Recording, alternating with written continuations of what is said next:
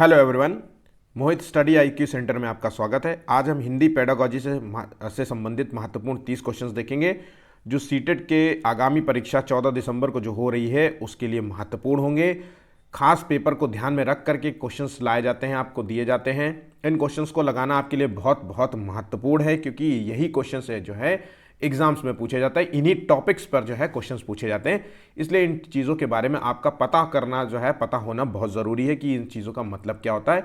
ठीक है, इसलिए अगर ज़्यादा से ज़्यादा आप पेपर सॉल्व करेंगे उतने ही अच्छे आप नंबर हासिल करेंगे। यही इसका एक की है। सीटेट में अगर आप ज़्यादा से ज़्यादा नंबर लाना चाहते हैं, 120 प्लस लाना चाहते हैं, तो एटलीस्ट कम से कम आपको डेली 1 से 2 पेपर जो है सॉल्व करना पड़ेगा। ठीक है, तो आइए देखते हैं क्या क्या क्वेश्चंस हैं और इनको सॉल्व करते हैं। अगर वीडियो पसंद आए तो प्लीज़ वीडियो को लाइक करना मत भूलिएगा। लाइक है आज का जो है टारगेट है वो है 10 लाइक्स का। आपका लाइक्स हमें मोटिवेशन देता है, हम डेली आपके लिए इसी प्रकार से वीडियोस लेकर के आते रहेंगे। देखिए, मुझे बहुत जुकाम और खांसी हो रही है स्टिल जो है, इसके बाद भी मैं कोशिश करता हूँ कि आप लोगों को वीडियोज़ मिलते रहें, है ना, क्योंकि कुछ सीरियस कैंडिडेट हैं जो अब मतलब डेली हमारा वीडियोस देखते हैं, तो हम चाहते हैं कि वो उनके लिए प्रॉपर वीडियो मिल जाए। ठीक है, मैंने इतने ऑलरेडी पेपर अपलोड कर दिए हैं कि आप लोगों को सोचने की ज़रूरत नहीं पड़ेगी कि मुझे अभी वीडियो क्यों नहीं मिल रहा है या कितने हैं। तो आप बस वो चीज़ें देखते रहिए, सॉल्व करते रहिए। ठीक है, बाकी थोड़ा सा मैं जो है ठीक हो जाऊँगा तो डेली जो है आपको ये 10-15 दिन जो ड्यूरेशन है बचा है उसमें डेली आपको 2 से 2 पेपर तो मैं ऑलरेडी कराऊँगा, लेकिन 1-2 दिन की बात है। ठीक है, तो वीडियो को लाइक करना मत भूलिएगा और अगर आपको कुछ बात कहनी है, कोई कमेंट करना है तो आप कमेंट करने के लिए आप कह सकते हैं। उसके बाद ज़्यादा से ज़्यादा दोस्तों तक शेयर भी करिएगा वीडियो को, ताकि वो भी इस वीडियो का लाभ ले सकें। अभी तक आपने चैनल को सब्सक्राइब नहीं किया तो प्लीज़ चैनल को सब्सक्राइब कर लीजिए ताकि नेक्स्ट वीडियो का नोटिफिकेशन आपको मिल जाए। ठीक है, आइए देखते हैं क्या क्या क्वेश्चन है और उन चीज़ों के बारे में जानते हैं क्या क्या क्वेश्चन एग्जाम में पूछे जाते हैं। देखिए, पहला क्वेश्चन है भाषा कौशल के संबंध में कौन सा कथन सही नहीं है। पहली बात तो क्वेश्चंस को सही से रीड करना, इस तरीके से गोला लगा लिया करना, क्योंकि ऑफलाइन पेपर होगा तो अच्छा है, एक अच्छा मौका रहता है कि आप क्वेश्चंस को बहुत अच्छे तरीके से कर सकते हैं। ठीक है, तो भाषा कौशल के संबंध में जो क्वेश्चन पूछा जा रहा है, पहले तो यह पता होना चाहिए कि भाषा कौशल होता क्या है। तो भाषा कौशल के देखिए हमें याद रखना कि भाषा किस तरीके से हम सीख सकते हैं। ठीक है, तो भाषा कौशल के जो है 5 भेद होते हैं, टोटल जो है 5 भेद होते हैं। तो एक भेद जो होता है जिसे कहते हैं लिखना। ठीक है, लिखना पढ़ना हो गया, उसके बाद बोलना हो गया, सुनना हो गया। लिखना पढ़ना बोलना सुनना हो गया। और एक भेद जो होता है जिसे कहते हैं सांकेतिक रूप से बात करना, तो सांकेतिक भाषा भी है। तो याद रखना 5 भेद होते हैं। कई बार हमें 4 भेद बताए जाते हैं, लेकिन जो है भाषा कौशल के रूप में सांकेतिक भाषा जो है, जिनको जो है बोलना नहीं आता तो वो संकेत के माध्यम से अपनी बात कहते हैं, इसलिए सांकेतिक भाषा को भी रखा जाता है। याद रखना, इस चीज को नोट कर लीजिएगा। तो हम देखें भाषा कौशल के संबंध में तो भाषा कौशल एक क्रम में ही अर्जित किए जाते हैं। ठीक है, तो एक क्रम में अर्जित किए जाते हैं। हम सभी को पता है कि भाषा कौशल जो है एक क्रम में अर्जित किए जाते हैं। तो क्या क्रम होना चाहिए? तो पहले भाई बच्चा जो है बोलना समझेगा, ना कि लिखना समझेगा। पहले चीज़ें बच्चा संकेत के माध्यम से समझेगा। छोटा बच्चा होगा तो संकेत ही तो बताएगा, है ना। फिर बच्चा जो है बोलना सीखेगा, फिर बच्चा सुनना सीखेगा, फिर बच्चा जो है लिखना सीखेगा। ठीक है, इस तरीके से चीज़ें होती हैं। ठीक, तो एक क्रम में होते हैं और ये भाषा कौशल एक दूसरे को प्रभावित करते हैं। तो जो भी है बोलना पढ़ना लिखना, ये सब एक दूसरे को प्रभावित करते हैं और एक दूसरे से संबंध भी रखते हैं। भाषा कौशल एक क्रम में अर्जित नहीं किए जाते। तो यहाँ पे जो आंसर ये बिल्कुल सही नहीं है, तो ये है आंसर डी, यहाँ पे गलत हो गया। ठीक है, आगे बढ़ते हैं। अगला क्वेश्चन, बच्चों के जो है भाषा प्रयोग में होने वाली त्रुटियों के संबंध में कौन सा कथन उचित नहीं है। अब जब बच्चा भाषा का प्रयोग करता है तो उसमें अक्सर आपने देखा होगा कि बच्चा जो है गलतियां करता है, बोलने के संबंध में हो या लिखने के संबंध में हो या किसी भी चीज़ के संबंध में हो। तो उस चीज़ के बारे में अगर हम आंसर दें तो क्या उचित नहीं है। तो त्रुटियों का अर्थ नहीं है शिक्षक की कमी। देखिए, कंफ्यूज करने की कोशिश कर रहा है। आमतौर पे लिखा होना चाहिए त्रुटियों का अर्थ है शिक्षक की कमी, इसलिए त्रुटि हो रही है क्योंकि शिक्षक की कमी है। लेकिन यहाँ पे इसने लिख दिया त्रुटियों का अर्थ नहीं है शिक्षक की कमी। ठीक है, शिक्षक मतलब इसका मतलब ये नहीं है कि शिक्षक में कमी है, तो यहाँ पे ये चीज़ नहीं है। ठीक, त्रुटियों जो है सीखने की प्रक्रिया का एक पड़ाव है। तो बिल्कुल हम सभी को पता है कि जो है हम जो गलतियां करते हैं वो हम सीखने की प्रक्रिया में ही होता है। जब हम कोई चीज़ सीखते हैं तो हम गलतियां अक्सर करते हैं, और जब हम ट्रायल एंड एरर जो है, जब हम जितना ज़्यादा गलतियां करेंगे उससे ज़्यादा हम सीखेंगे और हमारी जो सीखने की प्रक्रिया होगी वो स्थायी रूप से हम सीख पाएंगे किसी चीज़ के बारे में। तो जो सीखना होता है वो एक पड़ाव ही है, मतलब गलतियां जो है एक पड़ाव के तौर पे एक नेक्स्ट पॉइंट है त्रुटियों का अर्थ है भाषा का अज्ञानता। तो यहाँ पे कह रहा है कि त्रुटियां इसलिए हो रही है कि बच्चे को भाषा की अज्ञानता है, लैंग्वेज के बारे में पता नहीं है, इस चीज़ लिए इसकी वजह से वो जो है भाषा प्रयोग में वो गलतियां कर रहा है, या त्रुटियां जो है बच्चों की मदद का मार्ग तय करती है। तो यहाँ पे जो आंसर है वह है ऑप्शन सी। चीज़ें समझ गए होंगे, बहुत आसान था ये क्वेश्चन, बहुत इंपॉर्टेंट और अच्छा क्वेश्चन है, ठीक है। नेक्स्ट क्वेश्चन देखिए, भाषा में बच्चों में जो है भाषा सीखने की जो क्षमता होती है, तो ये कथन जो है किसने दिया था, ये चीज़ें आपको बिल्कुल पता होनी चाहिए। तो देखिए बच्चे में भाषा सीखने की जो क्षमता होती है वो है जन्मजात होती है, और ये कथन जो है चोम्स्की का है। तो इस चीज़ को याद रखना, चोम्स्की ने ये कथन दिया था, ठीक है। इस चीज़ को ना या बिल्कुल रट लेना है। आगे बढ़ते हैं अगले क्वेश्चन की ओर। बच्चों में जो है भाषा सीखने में सर्वाधिक क्या महत्वपूर्ण है। तो देखिए भाषा सीखने के संबंध में हम बात करें इन 4 ऑप्शंस की, तो सबसे ज़्यादा क्या महत्वपूर्ण होगा। तो देखिए सुंदर लिखना भाषा सीखने के संबंध में बहुत ज़्यादा ज़रूरी है। तो बहुत लोग होते हैं जिनकी भाषा बहुत अच्छी होती है, लैंग्वेज में पकड़ अच्छी होती है, लेकिन उनकी सुंदर लिखावट नहीं होती है, ठीक है। हमारा एक दोस्त है, वो ऐसा लिखता है कि जो है हमें समझ में भी नहीं आता कि जो है उसने क्या लिखा है। तो ये ज़रूरी नहीं, लेकिन इंटेलेक्चुअल और बातचीत में बहुत अच्छा है। मानक बर्तनी का प्रयोग करना, कि शब्दों का बिल्कुल सही यूज़ करना कि कहाँ पे क्या यूज़ होता है, शुद्ध उच्चारण कर पाना, या फिर बातचीत करना आना चाहिए। तो बच्चों के संबंध में भाषा सीखने में सबसे ज़्यादा ज़रूरी है कि वो अपनी बात कह सके, आप उनकी बात को सुन सके, समझ सके, ठीक है। बातचीत करना उसको आना चाहिए। तो यहाँ पे ऑप्शन डी जो है सबसे ज़्यादा वैल्यूएबल आंसर रहेगा, ठीक है। नेक्स्ट क्वेश्चन देखते हैं, प्राथमिक स्तर पर भाषा सीखने सिखाने का अर्थ क्या है। तो अगर हम बच्चे के प्राथमिक स्तर पर हम बात करें तो भाषा सीखने और सिखाने का मूल अर्थ होता है कि अलंकारिक भाषा का प्रयोग करना, व्याकरणिक भाषा का प्रयोग करना, अलंकारिक भाषा। तो अलंकारिक भाषा प्राथमिक स्तर पे तो बहुत कठिन हो जाएगी बच्चे के लिए, समझ में नहीं आएगी, तो ये तो बिल्कुल भी ज़रूरी नहीं है। वर्णमाला सीखना, या फिर भाषा का प्रभावी प्रयोग और साहित्य की रचना। तो साहित्य की रचना भी इसके लिए कोई वैल्यू नहीं रखती है प्राथमिक स्तर पर। वर्णमाला सीखना, व्याकरण का प्रयोग करना, परिभाषा याद करना, ये बच्चे के लिए ज़रूरी नहीं है भाषा सिखाने के संदर्भ में। अगर हम बात करें भाषा का वो कैसे प्रयोग करता है, अपनी बात को कैसे रखता है, ठीक है, उस चीज़ के बारे में हमें जो है ध्यान देना है। तो यहाँ पे जो सही आंसर है वह है ऑप्शन सी होगा, ठीक है। नेक्स्ट क्वेश्चन देखते हैं, भाषा सीखने और भाषा अर्जित करने में मुख्य अंतर जो है का आधार है। तो भाषा सीखने और अर्जित करने में क्या है, क्या होता है। तो देखिए भाषा सीखते हैं तो हम नियमों के तहत चलते हैं, याद रखना नियमों के तहत चलते हैं भाई। एक सिलेबस होगा, आपको दिया जाएगा, एक टॉपिक दिया जाएगा, फिर उसके बारे में जो है जैसे उसके बारे में जो है, जैसे मान लीजिए आप इंग्लिश सीखना चाहते हैं तो इंग्लिश के बारे में आपको पता होना चाहिए। फिर आप उसके नियमों के बारे में जानेंगे कि ना वर्ब क्या होती है, प्रोनाउन क्या होता है, नाउन क्या होता है, ये सारी चीज़ें जानेंगे, है ना, उनका यूज़ कैसे करते हैं। तो ये सारी चीज़ों के बारे में तो भाषा सीखने में नियम के बारे में जानना होता है। लेकिन भाषा अर्जन जो होता है वो एक परिवार से शुरू होता है, जिसकी भाषा जैसी होगी वही उसकी भाषा वही अर्जित कर लेगा। तो एक तो पारिवारिक हो गया, सांस्कृतिक रूप से आपको ये मिलती है भाषा अर्जन की, जन्मजात ही मिल जाती है आपको भाषा अर्जित। भाई आप हिंदी में पैदा होंगे तो हिंदी भाषी हो जाएंगे, इंग्लिश में पैदा होंगे तो आपकी भाषा अर्जन जो है क्षमता जो होगी वो इंग्लिश हो जाएगी। तो इस तरीके से चीज़ों को समझ सकते हैं। तो यहाँ मुख्य अंतर किस बात का, इन 4 में ऑप्शन देख सकते हैं। तो यहाँ पे साक्षरता, पाठ्य सामग्री, भाषा परिवेश और भाषा का आकलन।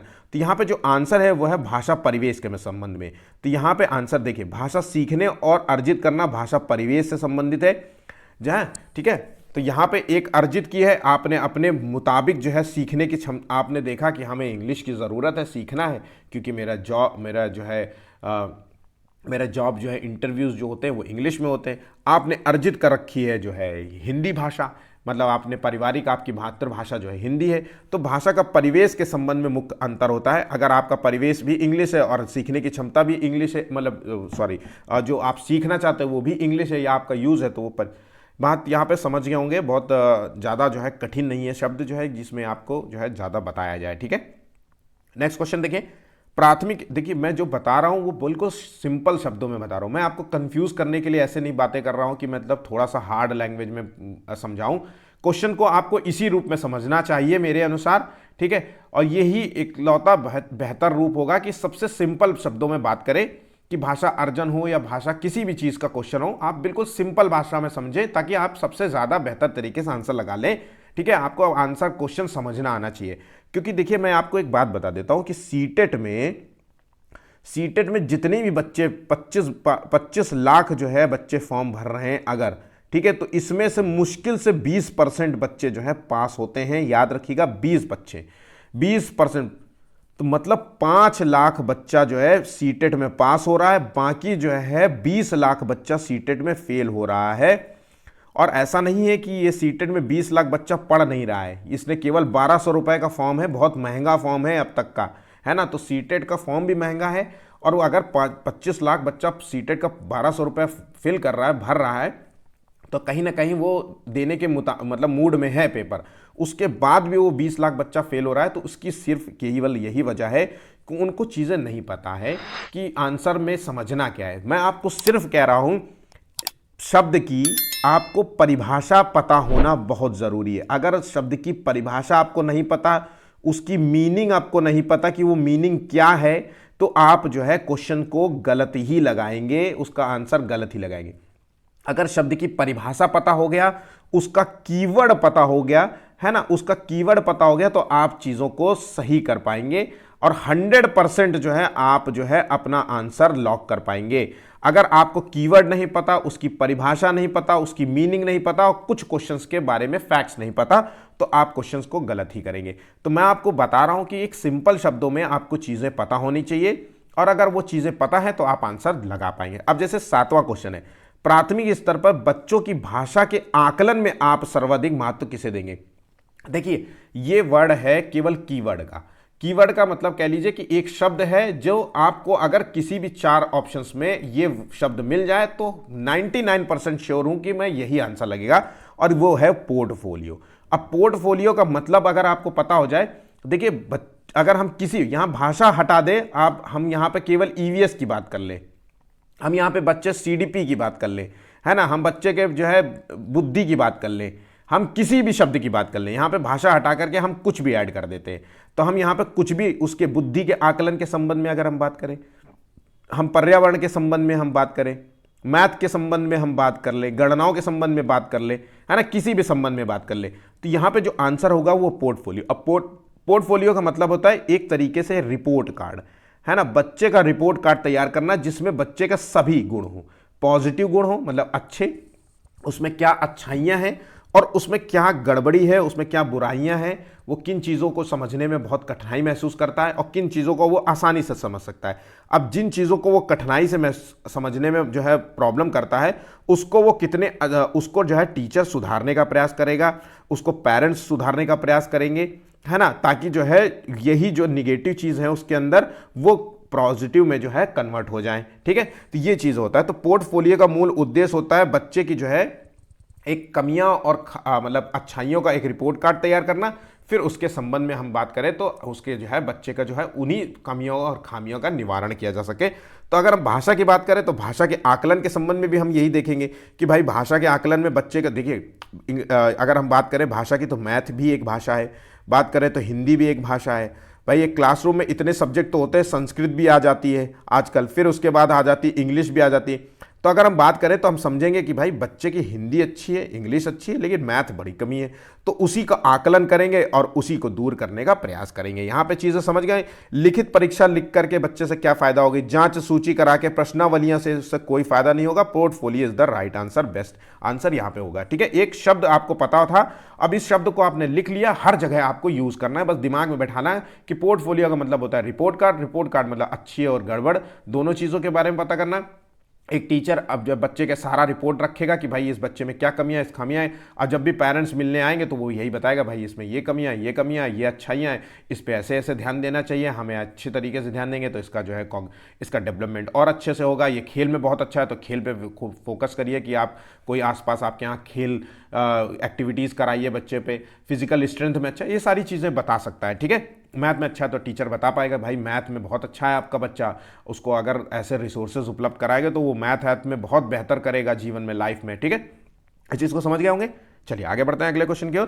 प्राथमिक स्तर के बच्चों के लिए पाठ्य पुस्तक के निर्माण में आप सर्वाधिक सबसे किसे महत्व। अब देखिए 1 लाइन में आंसर है, पाठ्य पुस्तक के निर्माण, हम एक बुक का निर्माण कर रहे हैं। देखिए बुक हम बना रहे हैं, मान लीजिए मैं ही एक नॉर्मल सी बात बता रहा हूँ, मैं बुक जो है प्रिंट करा रहा हूँ, मेरी खुद की बुक है।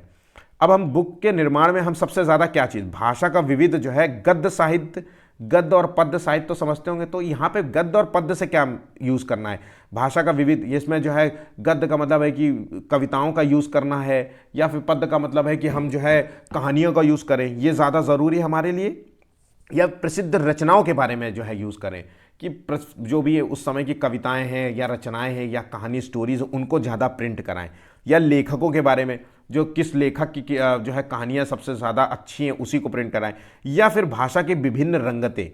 भाषा के विभिन्न रंगतें का मतलब होता है भाषा के विविध जो है एक रूप। तो देखिए हम पाठ्य पुस्तक जो है यूज़ करते हैं, अगर हमारी बुक में भाषा के कई यूज़ होंगे, कई रूप प्रस्तुत किए जाएंगे, है ना। अगर मान लीजिए मैं एक बुक है, छोटे बच्चों की बात कर रहा हूं, है ना, तो छोटे बच्चे अगर मैंने मान लीजिए कि एक प्ले ग्रुप की बुक मैंने बनाई, है ना, पीजी वाली बुक बनाई, तो मैंने एक डॉट डॉट डॉट ऐसा किया कि वो डॉट डॉट डॉट बच्चा प्रैक्टिस कर ले, फिर उसी डॉट डॉट के बगल में ए फॉर एप्पल भी बना दूं, है ना, ताकि बच्चा जो है ए फॉर एप्पल देखे और ये चीज़ें समझ पाए कि ये ए फॉर एप्पल होता है, कलर क्या होता है। ए फॉर जो है एरोप्लेन भी बना दूं, डॉट डॉट की पे प्रैक्टिस हो रही है, देखो बच्चे को जो है कलरिंग भी जानकारी हो रही, उसको जो है फ्रूट्स के नेम की बात जानकारी हो रही।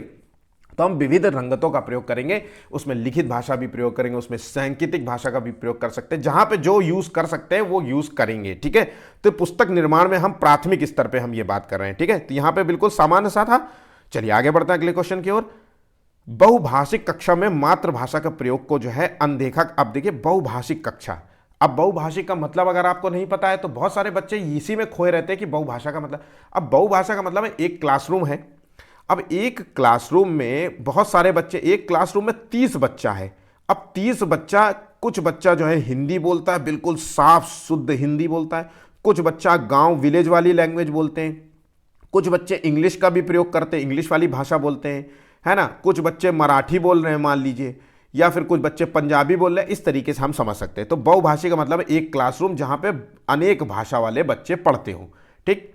और ऐसी भाषा वाले होंगे जहाँ मान लीजिए जो सरकारी जॉब वाले होते हैं, आमतौर पे एक उदाहरण के तौर पे मैं बता रहा हूँ कि ऐसी क्लासरूम कहाँ मिलती है। आप देखिए हमारे आसपास तो ऐसे नहीं मिलेंगे कि मराठी बच्चा भी पढ़ रहा हो या पंजाबी बच्चा पढ़ रहा हो, लेकिन जो है जैसे कि मेरे जो है परिवार में कुछ ऑफिसर्स हैं और वो सरकारी हैं, तो वो जैसे कि मान लीजिए बहुत अच्छा एग्जाम्पल है कि जो मिलिट्री के स्कूल्स होते हैं, केवीएस स्कूल्स होते हैं, जो मिलिट्री के स्कूल्स होते हैं, वहाँ पे अनेक डिफरेंट जो है स्टेट से लोग आते हैं, उनके बच्चे जो है अलग अलग मातृभाषाएं होती है, कोई पंजाबी बोलता है, कोई हिंदी बोलता है, कोई इंग्लिश बोलता है, कोई मराठी बोलता है, इस तरीके से भाषा होती है। तो वहाँ पे ऐसी क्लासरूम होती है। तो आमतौर पे ऐसे भाषा बच्चे होते हैं, तो वो बच्चे सामान्य रूप से मदर लैंग्वेज का ही प्रयोग करेंगे जो उनके घर में बोली जाती है। तो अगर ऐसी चीज़ें हो रही है और मदर लैंग्वेज सब बच्चे अपनी अपनी एक भाषा के साथ भी आते हैं क्लासरूम में, तो हमें इसको एक निगेटिव रूप में ना देख करके हमें एक पॉजिटिव रूप में देखना चाहिए। तो इसे अनदेखा नहीं करना चाहिए, ना कि अस्वीकार कर लेना, बल्कि इसको बहुत अच्छे तरीके से स्वीकार करना चाहिए। इसको एक रिसोर्स, संसाधन के रूप में देखना चाहिए, ध्यान रखिएगा, है ना। इससे बच्चे को सीखने को मिलता है, इससे बच्चे को तर्क करने को मिलता है, इससे बच्चे के अंदर सामाजिकता की भावना आती है ना। सामाजिकता, एक दूसरे से बात करेंगे, उनके लैंग्वेज सीखेंगे, एक दूसरे के प्रति प्रेम सम्मान की भावना जागृत होगी, है ना। ये सारी चीज़ें होंगी, ठीक है। वोकैब जो है बच्चे का जो है बढ़ेगा, वोकैबुलरी बढ़ेगी, शब्द भंडार बढ़ेगा, तो बहुत सारी चीज़ें होंगी, ठीक है। अगला क्वेश्चन देखते हैं। भाषा सीखने सिखाने में सर्वाधिक महत्वपूर्ण है। तो देखिए भाषा सीखने और सिखाने के संबंध में अगर हम बात करें तो सबसे ज़्यादा हम संचार माध्यमों का प्रयोग कर सकते हैं। मान लीजिए बुक्स की बात कर रहे हैं, या फिर टीवी की बात कर रहे हैं, या फिर जो है सोशल मीडिया की बात कर रहे हैं। इस चीज़ का अभिभावकों का साक्षात्कार होना चाहिए, या फिर शिक्षक और शिक्षक का भाषा का ज्ञान बहुत अच्छा होना चाहिए, या फिर ऐसा माहौल यूज़ होना चाहिए बच्चे का भाषा के प्रयोग के संबंध में। तो भाषा का समृद्ध परिवेश भाषा सीखने और सिखाने में सबसे ज़्यादा जो है महत्वपूर्ण। अब समृद्ध परिवेश का मतलब है उसका परिवार कैसा है। अगर परिवार बहुत शिक्षित है तो ऑब्वियसली अगर शिक्षित होगा तो बच्चे के भाषा भी अच्छी डेवलप करेंगे, बच्चे से कम्युनिकेट करेंगे, इंग्लिश में बात करेंगे, हिंदी में बात करेंगे, अन्य लैंग्वेज में हो या किसी भी लैंग्वेज में तो बात करेंगे, ठीक है। उसके बाद स्कूल, अच्छा स्कूल होगा तो वहाँ पे भी बच्चे को अच्छा मैनर सिखाएंगे, है ना, उस चीज़ों को जो है।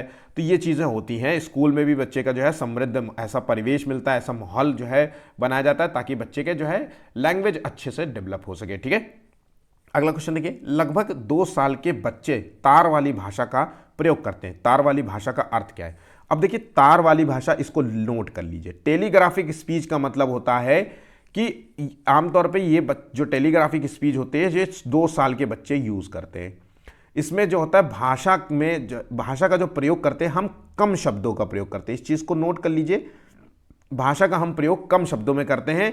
हम कम शब्दों पर रहे तो इसका मतलब है कि हम इसमें व्याकरण और नियमों का कम ही प्रयोग करेंगे, ठीक है।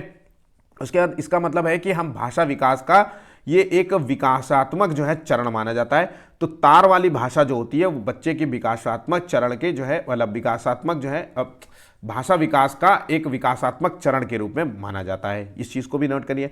तो तार वाली जो भाषा होती है आमतौर पे इसमें 2 शब्दों वाली जो है शब्दों का ज़्यादा यूज़ करते हैं। तो मुख्य अर्थ को व्यक्त करने वाली संज्ञा, क्रिया, विशेषण आदि 2 शब्दों वाली अभिव्यक्ति। तो यहाँ पे आंसर हो गया, ठीक है, ऑप्शन डी, ठीक है। चलिए आगे बढ़ते हैं अगले क्वेश्चन की ओर। तो प्राथमिक स्तर पर सुनना बोलना कौशल के विकास में कौन सी विधियां सबसे अधिक सहायक है? तो सुनना और बोलना कौशल के विकास में अगर हम बच्चे को सुनना जो है कौशल डेवलप करना चाहें और बोलना कौशल डेवलप करना चाहते हैं तो हमें सबसे ज़्यादा कौन सी विधियां का यूज़ करना? कहानी कथन और श्रुतलेख का यूज़ करेंगे, या फिर कविता पाठ और भाषा प्रयोगशाला, या फिर भूमिका प्रवाह मतलब रोल प्ले और समाचार वाचन, ठीक है, या फिर भूमिका प्रवाह या रोल प्ले का करना है और यह बातचीत करना। तो यहाँ पे जो आंसर है ऑप्शन यहाँ पे डी होगा, ठीक है। जब आप रोल प्ले अदा करेंगे तो किसी की जो है जब सामने कैरेक्टर आपसे कुछ बोलेगा तो आप सुनेंगे, और जब सुनेंगे तभी उसकी बात का जो है आंसर देंगे। तो इसलिए यहाँ पे आंसर है रोल प्ले और बातचीत करना, ठीक है। चलिए आगे बढ़ते हैं अगले क्वेश्चन की ओर। इसमें से प्राथमिक स्तर पर भाषा शिक्षण का कौन सा उद्देश्य अनिवार्यतः नहीं है?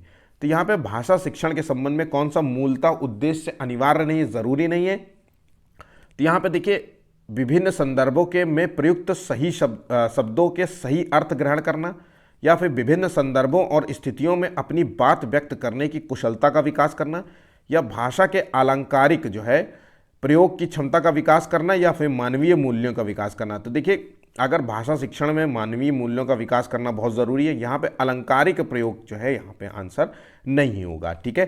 अलंकारिक भाषा का प्रयोग करना, पारिभाषिक भाषा का प्रयोग करना, व्याकरणिक भाषा का प्रयोग करना, इस तरीके के शब्द यहाँ पे यूज़ नहीं होंगे। भाषा शिक्षण के संबंध में हमारा मूल उद्देश्य यहाँ पे नहीं होना चाहिए, ठीक है।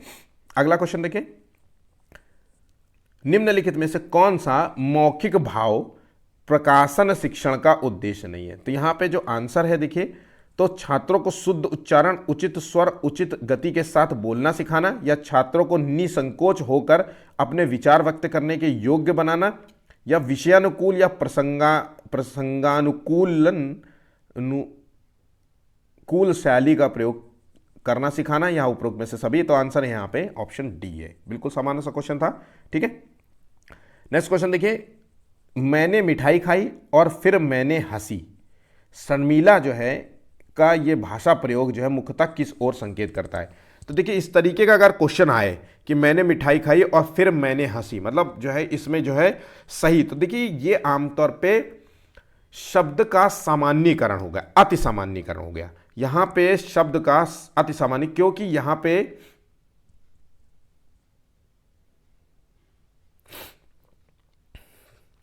तो यहाँ पे व्याकरणिक नियमों को जानकारी ना होना, या फिर नियमों का अति सामान्यीकरण, भाषा प्रयोग में असावधानी और भाषा की समझ का ना होना, ठीक है। ये एक सामान्य जो है देखिए भाषा सीखने के संबंध में अगर हम बात करें तो ये एक सामान्य त्रुटि मानी जाती है। जब शुरुआत में बच्चा होता है तो इस तरीके की गलतियां करता है, क्योंकि ये व्याकरण के नियमों को लागू करने की प्रक्रिया को जो है हम जो है कहते हैं चाहे, ठीक है। तो इस चीज़ को जो है याद रखिएगा, नियमों का है अति सामान्यीकरण यहाँ पे आंसर होगा, ठीक है। नेक्स्ट क्वेश्चन देखिए, सपना 1 साल पहले कलकत्ता से उत्तर प्रदेश आई, तो मतलब उसकी पहली जो भाषा थी वो कलकत्ता हुई, फिर वो उत्तर प्रदेश आई है, ठीक है। कलकत्ता के जो है सांस्कृतिक रीति रिवाजों में रहती होगी, अब यूपी में रह रही है तो वहाँ के रीति रिवाज अलग होंगे। तो आगे चीज़ें देखेंगे किस चीज़ के संबंध में पूछ रहा है। वो हिंदी भाषा का प्रयोग करते समय अक्सर गलतियाँ कर रही, क्योंकि उसकी भाषा बंगाली है।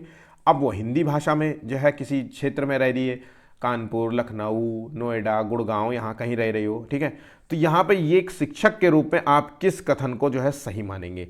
तो देखिए ये एक जो त्रुटि कर रही है ये एक सामान्य त्रुटि हम इसे मानेंगे, और हम कोशिश करेंगे कि बच्चे को ज़्यादा से ज़्यादा मौके प्रोवाइड हो, ताकि जो है बच्चा जो है अच्छे तरीके से जो है अपनी भाषा को सीख सके। तो यहाँ पर सपना को बार बार त्रुटियां बताने के लिए कहेंगे तो ये चीज़ नहीं है। भाषा का प्रयोग के संबंध में अधिकाधिक अवसर देने के लिए बात कहेंगे तो यहाँ पे आंसर है ऑप्शन यहाँ पे बी होगा। ठीक है, सामान्य सा क्वेश्चन है, ये सभी बच्चों को जो है जिन्होंने पेपर बहुत सारे लगाए होंगे, ये क्वेश्चन आपको कई बार मिला होगा और इस क्वेश्चन को याद कर लीजिएगा, क्योंकि आपसे ये क्वेश्चन संबंध में पूछेगा कि इस स्टेट का था, इस दूसरे स्टेट में चले गया और ये त्रुटियां अक्सर कर रहा है, तो बच्चा जो है क्या होता है ना, तो क्या करना चाहिए। तो भैया हमें सबसे ज़्यादा बच्चे को जो है ज़्यादा से ज़्यादा बोलने का मौका देना चाहिए, ज़्यादा से ज़्यादा जो है वो बोलेगा, एक दूसरे से इंटरेक्ट करेगा, अंतःक्रिया का मौका देना चाहिए।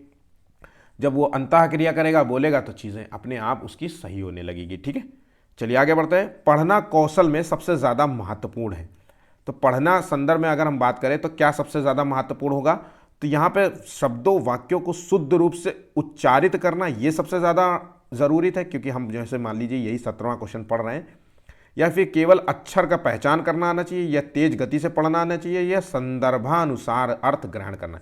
तो अगर हम किसी चीज़ को पढ़ रहे हैं और उसका अर्थ समझ रहे हैं तो इसका मतलब है कि वही सबसे ज़्यादा ज़रूरी है।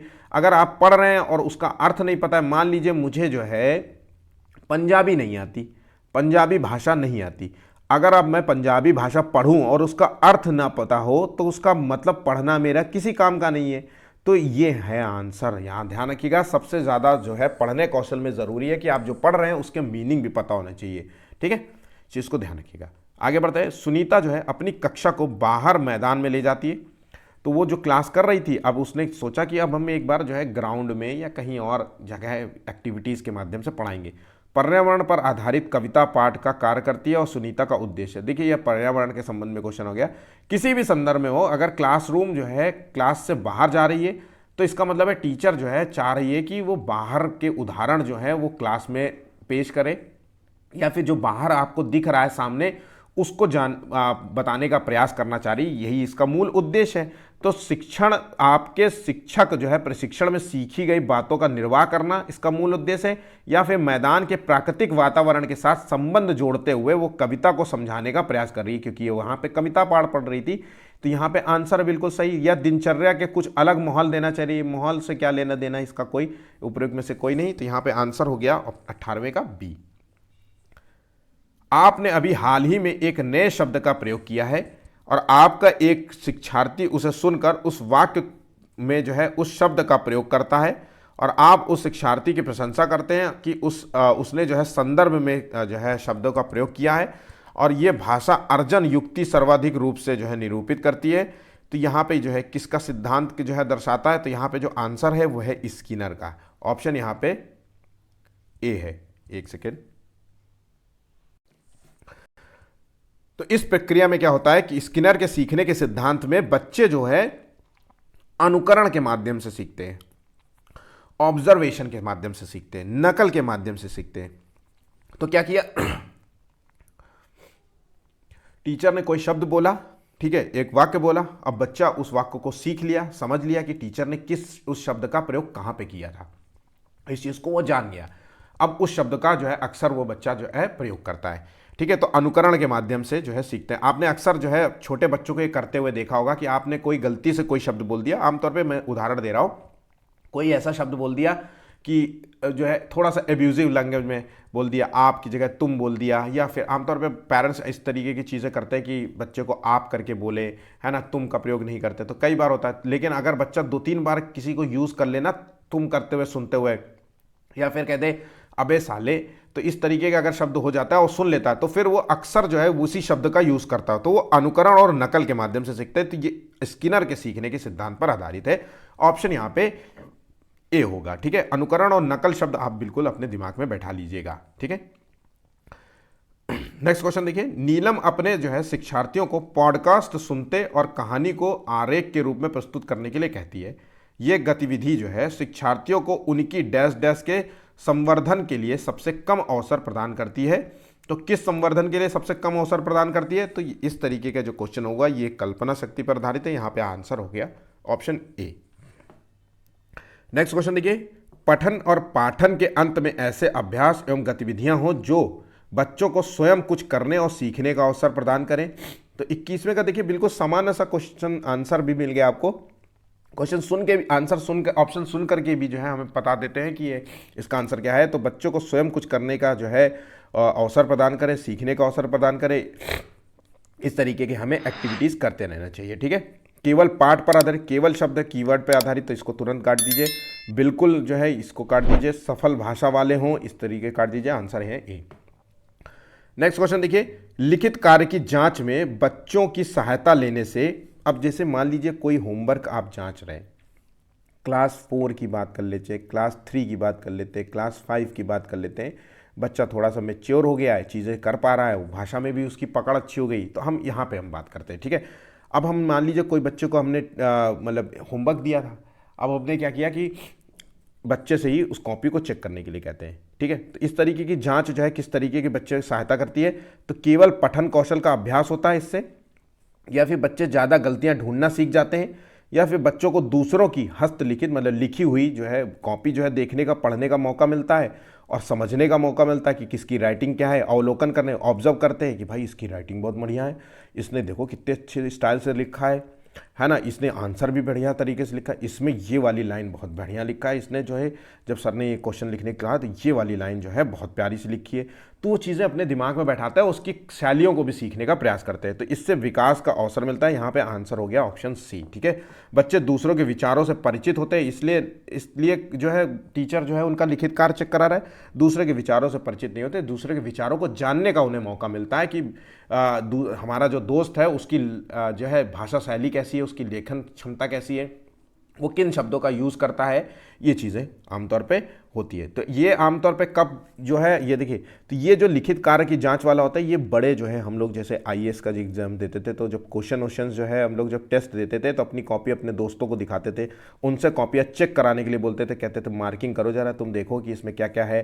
तो कॉपी चेक करते हुए और मार्किंग करते थे कि यार भाई तुम्हें यहाँ पे इस चीज़ के बारे में जो है लिखना चाहिए, और भी चीज़ों के बारे में लिखे, इंटरनेशनल रिलेशनशिप के बारे में, हमें इन फैक्ट्स के बारे में लिखना है, ये सारी चीज़ होती। तो यही यहाँ पे बच्चों के रूप में भी अप्लाई करना चाहिए। ठीक है, नेक्स्ट क्वेश्चन देखिए, स्वालीन विकार जिसे कहते हैं ऑटिज्म। ठीक है, ऑटिज्म जो डिसऑर्डर में बच्चा जो होता है, तो ये पहले आपको पता होना चाहिए। जितने भी विकार के संबंध में आपसे क्वेश्चन आते हैं ये आपको बिल्कुल याद होने चाहिए। ठीक है, तो डिसलेक्सिया, डिसग्राफिया, डिसकैलकुलिया, ये आपको अक्सर जो है एग्जाम में क्वेश्चन आएगा ही आएगा। 101% ये क्वेश्चन 1 से 2 क्वेश्चन आपसे पूछेगा ही पूछेगा पूरे सीटेट के एग्जाम में। ठीक है, अब ये किस में आ सकता है, सीडीबी में भी पूछ सकता है, हिंदी पेडागोजी में पूछ सकता है, ईवीएस में, मैथ में, कहीं पे भी पूछा जा सकता है। ठीक है, तो यहाँ पे देखिए जो स्वालीन विकार होता है, इसमें जो बच्चा होता है ये सामाजिक अंतःक्रिया करने में उसको बहुत कठिनाई महसूस होती है। ठीक है, संप्रेषण मतलब उसे कम्युनिकेट करने में, अपनी बात कहने में जो है बहुत कठिनाई महसूस होती है। तो सामाजिक रूप से जो है बातचीत करने में उसको जो है दिक्कत होती है, वो बातचीत नहीं करता है ना, इरिटेशन होता है, वो भागता है, या अलग तरीके के मतलब बिहेवियर उसका अलग होता है। ठीक है, अब इसमें क्या होता है कि एक तो ये जब मस्तिष्क डेवलप होता हो, जब माइंड आप बच्चे का जो डेवलप हो रहा तो हो सकता है कभी कभी क्या होता है बच्चा मतलब माँ गिर गई, चोट लग गई उसके सर में, तो आमतौर पे जब डेवलपमेंट हो रहा होता है, माइंड का जब डेवलपमेंट हो रहा होता है, तब जो है पैदा होने वाला ये एक विकार है, तब पैदा होने वाला विकार, इस चीज़ को भी ध्यान रखिएगा। ठीक है, तो मस्तिष्क के डेवलपमेंट के दौरान पैदा होने वाला विकार है, तो हम इसलिए कह सकते हैं ये एक न्यूरो जो है लॉजिकल डेवलपमेंट डिसऑर्डर है। तो न्यूरो मानसिक जो है अंदर जो तंत्रिकाएं होती है, दिमाग के अंदर जो नसें होती हैं, उसमें कहीं चोट लगने की वजह से आमतौर पर ये होता है। ठीक है, और ये बहुत मुश्किल से सही होने वाला विकार है, मतलब इतने आसानी से सही नहीं होता, बहुत लंबा ट्रीटमेंट हो सकता है, ऑपरेशन हो सकता है, छोटा मोटा कोई हो सकता है, तो है ना, तो ये चीज़ें होती हैं। और अच्छे तरीके से कम्युनिकेशन, बहुत प्रयास के बाद जो है बच्चा कहीं हद तक जो है थोड़ा सा सामाजिक अंतःक्रिया करने लगता है, संप्रेषण भी करने लगता है बहुत लंबे समय के बाद, हार्ड ट्रेनिंग के बाद। ठीक है, नेक्स्ट क्वेश्चन देखिए, निम्नलिखित में से किस उद्देश्य के लिए प्राथमिक स्तर पर भाषा नहीं सीखी जाती। अब हम प्राथमिक उद्देश्य पर हम भाषा क्यों नहीं सीखते, तो हमारा जो है मूल उद्देश्य जो भाषा सीखने का नहीं होता है वह जीवन की विभिन्न स्थितियों को साधना, या फिर भाषा का जो है व्याकरण सीखना, मन की बात कहना, अनेक ज़रूरतों को पूरा करना। यहाँ पे जो आंसर है ऑप्शन ए है। ठीक है, जीवन की स्थितियों का साधना मतलब हम भाषा इसलिए नहीं सीखते कि पैसा कमा सके, है ना, ये मूल उद्देश्य नहीं होता। तो यहाँ पे बाकी आंसर हैं। नेक्स्ट क्वेश्चन, हिंदी भाषा के संदर्भ में निम्नलिखित में से कौन सा जो है निबंधात्मक परीक्षाओं का लाभ है? तो निबंधात्मक परीक्षाएं क्यों आयोजित की जाती है, तो इसका मूल उद्देश्य क्या होता है? तो इसके द्वारा इस बात का भी पता लगता है कि छात्र किस प्रकार से विचारों को संगठित करके लिख सकता है। तो देखिए, निबंध में होता है एक टॉपिक दिया गया है ना, उस पर बच्चा जो है रट करके आया और लिख दिया। तो हमें ये भी पता चल जाता है कि बच्चा का जो है भाषा में पकड़ कैसी है, भाषा की पकड़ कैसी है। इसलिए अक्सर जो है भाषा में पकड़ जानने के लिए ये बड़े बड़े एग्जाम्स में भी जो है निबंध जो है लिखा जाता है। चाहे वो किसी भी सिविल्स के एग्ज़ाम में देख लीजिए, स्टेट पीसीएस का एग्ज़ाम हो, चाहे छोटा सा छोटा बड़ा सा बड़ा एग्ज़ाम में हो, आपको ऐसे तो लिखने को कंपलसरी दिया जाता है। तो वो इसीलिए होता है कि उससे विचारों को जान सके कि उस जो है टॉपिक के संबंध में उसके विचार क्या हैं। क्योंकि ज़रूरी तो नहीं कि वो हर टॉपिक आप पढ़ रखा हो, चीज़ें पढ़ रखी है, लेकिन आपको पढ़ने के बाद भी आपको कितना रिकॉल रहता है, आप क्या चीज़ें लिखते हैं, इस चीज़ को जो है देखा जाता है। ठीक है, तो आंसर यहाँ पे मूल उद्देश्य होता है उसके विचारों को समझना। आंसर है यहाँ पे ए। नेक्स्ट क्वेश्चन देखिए, शिक्षण की उस विधि को कहते हैं जिसमें जो है सामान्य से विशिष्ट अथवा सामान्य नियम से विशिष्ट उदाहरण की ओर बढ़ा जाता है। तो मैंने कई बार ये क्वेश्चन करा है, कई बार क्या, हर बार एग्जाम पे ये क्वेश्चन कराता हूँ। ये क्वेश्चन 100% आने के चांसेस रहेंगे। ठीक है, और कहीं पे भी पूछा जा सकता है, ये हर जगह वैलिड है, सीडीपी हिंदी सब जगह फिट बैठता है। तो देखिए, सामान्य से विशिष्ट अथवा सामान्य नियम से विशिष्ट उदाहरण, यहाँ पे देखिए सीधा सीधा है कि ऐसा क्वेश्चन जो कि नियम से उदाहरण की ओर जा रहा है। पहले टीचर क्या है, बच्चे को जो है उस चीज़ के बारे में नियम के बारे में बताती है, परिभाषाओं के बारे में बताती है, सूत्र के बारे में बताती है, फिर उदाहरण के बारे में बताती है। तो ये विधि है निगमन विधि। अगर उदाहरण से नियम की ओर जा रहे होते तो आगमन विधि है, उदाहरण टू नियम की ओर।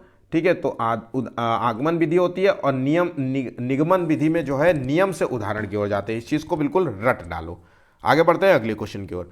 बहुसांस्कृतिक पृष्ठभूमि वाली भारतीय कक्षाओं में भाषा शिक्षण के लिए आवश्यक है। मैंने आपसे कहा कि जो सांस्कृतिक, देखिए बहुसांस्कृतिक पृष्ठभूमि वाली में जो है भाषा से, अब बहुसांस्कृतिक है इसका मतलब है उसकी भाषा भी अलग होगी, कई भाषाएं हो सकती है ना। एक बच्चा जो है अलग अलग भाषाओं के साथ आ सकता है, तो एक क्लासरूम में एक अलग अलग भाषा के बच्चे खूब सारे हो सकते हैं। तो ऐसी सिचुएशन में हमें ध्यान देना है कि हमें बच्चों के परस्पर बातचीत के लिए अनेक अवसर उपलब्ध कराने होंगे, सबसे बहुत ज़रूरी चीज़ है। ठीक है, ना कि ऐसा कि उनके जो है उनको बातचीत करने के अवसर उपलब्ध ना करा के किसी एक भाषा में हम बातचीत करेंगे कि हर बच्चा जो है हिंदी में बात करे, हर बच्चा इंग्लिश में बात करे। भाई हमें बच्चा एक अपनी भाषा के साथ आया है, उसमें उसकी पकड़ है, उस चीज़ों के बारे में जानता है, हम इसलिए बच्चों से इंटरेक्ट करवाएंगे, शब्दों को जानने का प्रयास करेंगे। एक दूसरे के बच्चे जो है शब्द जानने, जैसे ए फॉर एप्पल होता है तो एक बच्चा कहेगा सेब है, और पंजाबी वाला हमारे यहाँ ये बोलते हैं, मराठी कहेगा हमारे यहाँ बोलते हैं, है ना, तमिलियन ये बच्चा बोलेगा कि हमारे यहाँ सेब को ये बोलते हैं। ये चीज़ें तो जानने का हमें मौका मिलेगा। ठीक है, नेक्स्ट क्वेश्चन देखिए, माधुरी जो है पढ़ते समय, एक टीचर है, माधुरी पढ़ते समय कभी, ये स्टूडेंट है जो पढ़ते समय कभी कभी वाक्यों की जो है शब्दों की पुनरावृत्ति करती है, रिपीटिशन करती है बार बार। जैसे माधुरी पढ़ते समय कभी कभी वाक्यों के जो है शब्दों की इस तरीके से जो है बार बार रिवाइज करती है। तो ये व्यवहार किस तरीके का दर्शाता है, तो वो है, ध्यान रखिएगा ये क्वेश्चन बहुत सारे बच्चे जो है 60-70% बच्चे अक्सर ये क्वेश्चन गलत कर देते हैं। मैं ऑफलाइन बैचेस में देखता हूँ कि ये क्वेश्चन गलत कर देते हैं, जबकि इस तरीके के पुनरावृत्ति वाला क्वेश्चन होता है, ये समझ के साथ पढ़ने की कोशिश कर रही होती है, ना कि जो है उसको पढ़ना नहीं आता, वो समय लेती है, वो ध्यान से नहीं पढ़ती, इस तरीके की चीज़ें नहीं होती, बल्कि वो समझ के साथ पढ़ने की कोशिश कर रही है, अपने दिमाग में बैठाने की कोशिश कर रही है चीज़ों को। ठीक है, इस चीज़ को ध्यान रखिएगा। आगे बढ़ते हैं, नेक्स्ट क्वेश्चन देखिए, किसी भी पाठ के अंत में दिए गए अभ्यास एवं गतिविधियां बच्चों के डैश डैश में मदद करती है। ये क्वेश्चन मैंने फिर से करा दिया है। तो देखिए, श्रवण कौशल, पठन कौशल, भाषा विस्तार और लेखन कौशल, तो यहाँ पे जो आंसर है वो है भाषा विस्तार में।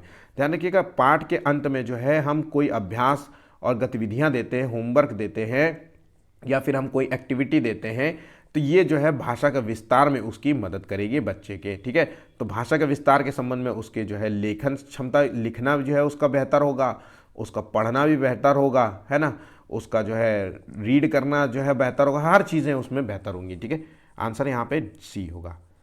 आखिरी क्वेश्चन है, विद्यालय आने से पहले जो है पूर्व के पास अपनी भाषा संपदा तो होती है, लेकिन डैश डैश की सचेत जानकारी नहीं होती। मैंने आपसे कहा कि बच्चा जब स्कूल में आता है तो वो अपनी एक भाषा संपदा के साथ आता है, मतलब एक उसकी मातृभाषा होती है उसके साथ आता है ना। अब वो आता है लेकिन उसकी जानकारी नहीं होती। तो वर्णमाला, व्याकरण, सुनने और बोलने और पढ़ने लिखने, तो यहाँ पे देखिए व्याकरण की उसको जानकारी बिल्कुल भी नहीं होती है। यहाँ पे आंसर हो गया ऑप्शन बी। ठीक है, बाकी सभी आंसर यहाँ पे सही है। यहाँ पे 30 जो इंपॉर्टेंट क्वेश्चन थे वो अभी समाप्त होते हैं। अगर वीडियो पसंद आया हो तो प्लीज़ वीडियो को लाइक करना मत भूलिएगा। 10 लाइक्स का टारगेट है। शेयर करिए ज़्यादा से ज़्यादा दोस्तों तक, ताकि वो भी इस वीडियो का लाभ ले सके। और सब्सक्राइब कर लीजिए, अभी तक आपने सब्सक्राइब नहीं किया है तो प्लीज़ सब्सक्राइब कर लीजिए। ठीक है, आज के लिए बस इतना ही है। धन्यवाद।